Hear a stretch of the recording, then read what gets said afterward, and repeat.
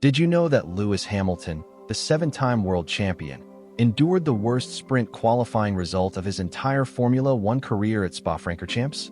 A shocking technical issue in his Ferrari derailed what could have been a statement weekend in the 2025 Belgian Grand Prix. What happened wasn't just a mistake, it was a mechanical failure that could shape Ferrari's entire season. The Belgian Grand Prix at the historic Spa circuit presented a golden opportunity for Hamilton to reassert his presence in red. More than just a race, it was a moment to signal that his move to Ferrari wasn't just symbolic, but the beginning of a new era. Spa, known for rewarding bravery and precision, has long been a proving ground for elite drivers. It's a circuit steeped in tradition, one where Hamilton has triumphed several times in the past, writing some of the most memorable pages of his legacy. It's familiar ground for him, but this time, fate had something else in store. The sprint weekend format at Spa allowed just one practice session before qualifying, meaning teams had minimal room for setup changes. There's no time to recover from errors in this format. When Hamilton went out for his final lap in SQ1, things looked promising. His sector times were improving, the car seemed balanced, the ERS system was working efficiently, tire temperatures were ideal, and aerodynamic load was well judged. But all of that progress evaporated in a single moment. In the final chicane, Spa's notorious bus stop, everything went wrong. As he began braking, the rear end of the Ferrari SF-25 destabilized. The rear tires locked violently. Telemetry captured the anomaly, a spike in braking pressure not mitigated by the car's brake-by-wire system.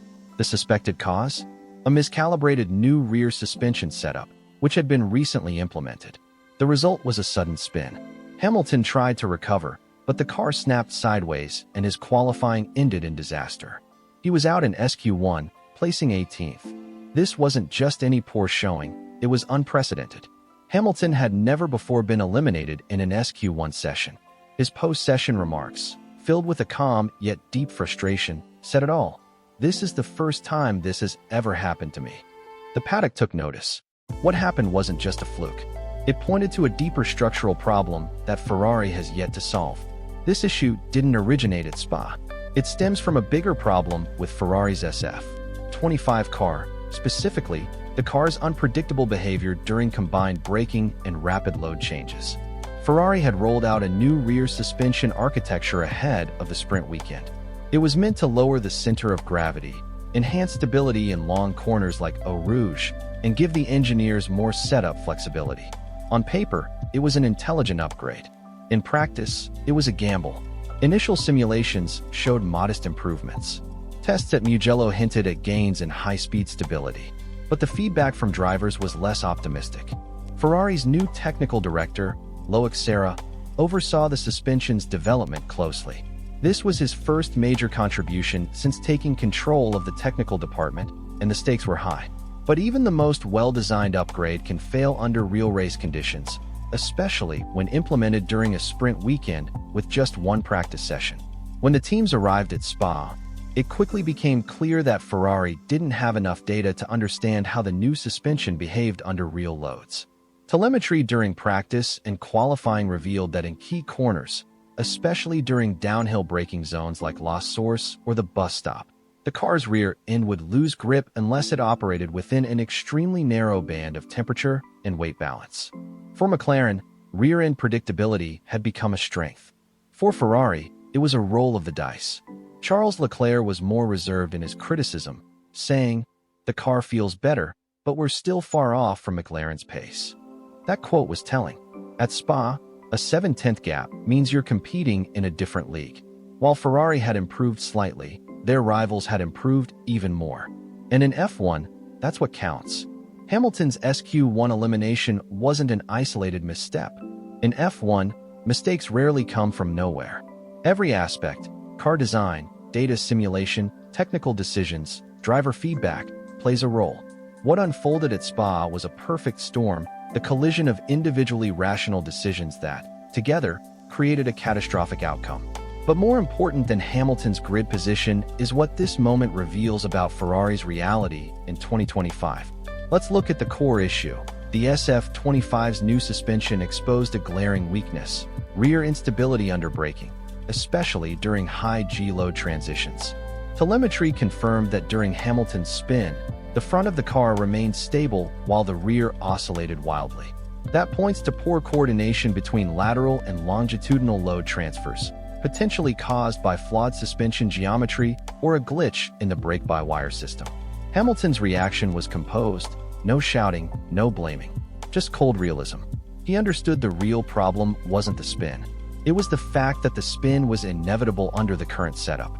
A car that's unpredictable at the limit, that doesn't allow recovery once it steps out of line, that's a serious flaw. From a sporting perspective, Ferrari's situation is precarious.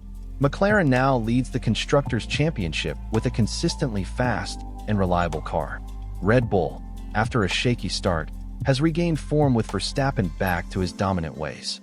Ferrari, on the other hand, remains lost in transition. They aren't the fastest, the most reliable, or the most consistent. Worst of all, they don't seem to have a clear technical roadmap to catch up. This disaster at Spa wasn't just about a lost sprint qualifying. It was a flashing red warning signal. The much-hyped Hamilton-Ferrari alliance, celebrated as a legendary pairing when announced, is starting to show signs of strain. While the PR fanfare continues, the technical reality isn't living up to expectations. Spa has shown that even Hamilton, one of the greatest talents in F1 history, can't compensate for a flawed machine. If even he can extract performance, then the fault lies not with the driver, but with the system. And that system is in trouble. Ferrari's vision of creating a championship-winning car with the SF-25 is unraveling. For Hamilton, patience may wear thin. The trust between driver and team, so vital in elite motorsport, could begin to fracture. This crisis also affects Charles Leclerc. He's been loyal to the Ferrari project for years, but now finds himself sharing space with Hamilton and facing the same recurring technical woes. The arrival of a high-profile teammate and an underperforming car could create new tensions. If Ferrari can't deliver a competitive package soon, the consequences won't just be lost races, but a crumbling team dynamic. What happened at Spa must be treated as a turning point. Ferrari can no longer afford patchwork solutions. They need a meaningful technical breakthrough, one that addresses core structural issues, not surface-level tweaks. The window for redemption is small. The next 3 to 4 races will decide whether 2025 becomes a genuine revival or another lost chapter in Ferrari's long saga of unfulfilled potential. Hamilton still believes in this project, but if that belief fades, it won't just affect his driving. It could shake the foundation of Ferrari itself.